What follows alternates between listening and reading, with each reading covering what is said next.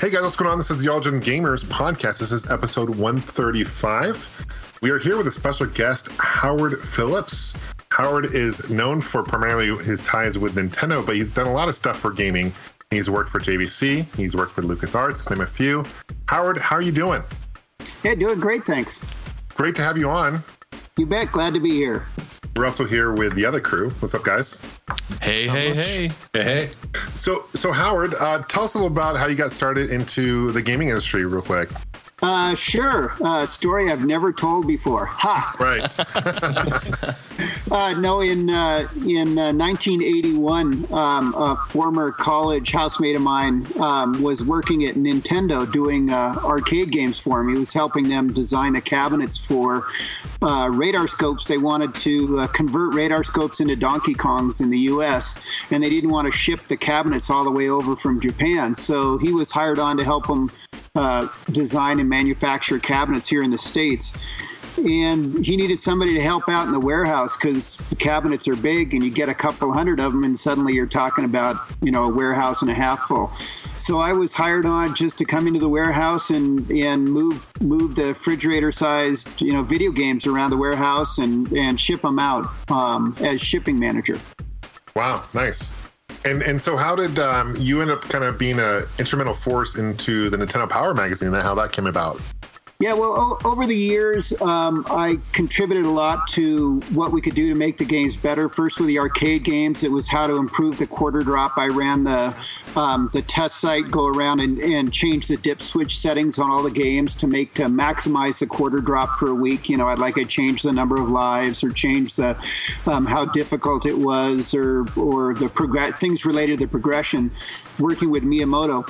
And then that kind of morphed into when the Famicom showed up in '83 in a box from Japan, and I played it and thought it was the greatest thing around because you could play arcade games only in the home, which was really cool back then. Right. You could play the same game on your television that you could play in the arcade. It looked the same, it progressed the same, it had the same number of levels, etc., which was incredible back then because games were like Atari 2600 or 5200 just didn't come close to matching what was in the arcade.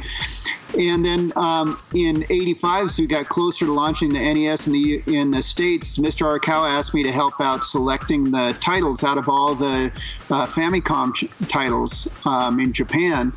And so I did that with him and made recommendations and kind of justified each one and that sort of thing. And then we started promoting it. We went to Jersey and launched in the New York and Jersey marketplace in fall of '85. And I did a lot of promotion work as well as run the warehouse and manage all the ins and outs and everything.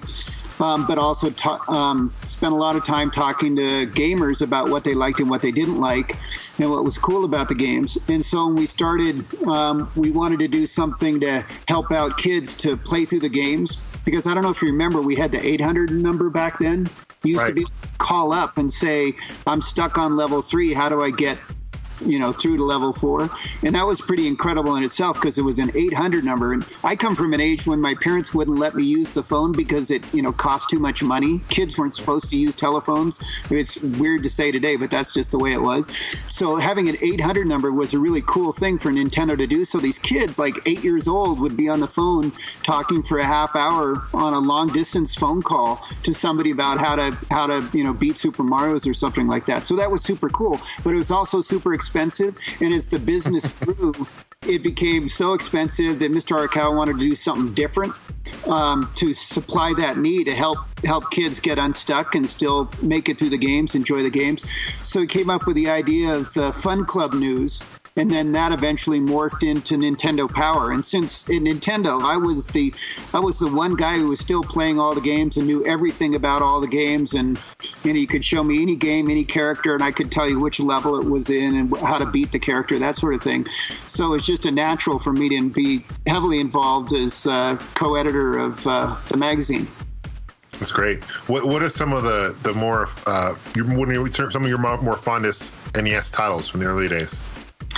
Yeah, it's kind of classic in that regard. I really like Mario Brothers.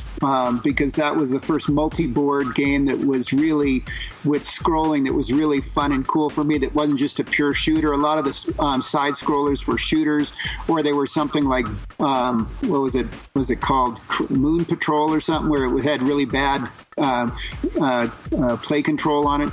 And Super Mario came along, and it was just super fluid and great, and had all this depth and all of this variety, and you could and power up in multiple different ways as opposed to just one way. So that was a super cool one for me. But like 25 million other kids of the It's one of those games that I think they're, for me, Super Mario Brothers has a beginning, middle, end, and it was one of the first games I remember playing that had that kind of a story to it, where before you had Pac-Man and you had Galaga and all those other titles that were kind of one screen, and Super Mario Brothers was kind of, like you said, kind of a storyboard, had a storyboard to it. So you're a story guy, huh? I paid attention to any of that stuff. I just like the mechanics of the gameplay, but I understand it. I get it. Right. And then the next one that was really a big one for me was there was a bunch of games that were fun and different and cool. I liked Excite Bike because it was just simple and easy. And this is talking about the very, very first games, etc. Sure. But obviously for the game that just rocked my socks and everybody else was Zelda, and that's because it just got deeper and deeper and was so cool. And you discover something. This is before there was like all of this disclosure on the web of new games coming out, and before a game had even been played, you knew all the secrets to it. Well, back then you didn't. So you'd be playing along, especially me playing in Japanese, or playing the game where all the text is in Japanese and not having any clue where I was going or what I was doing.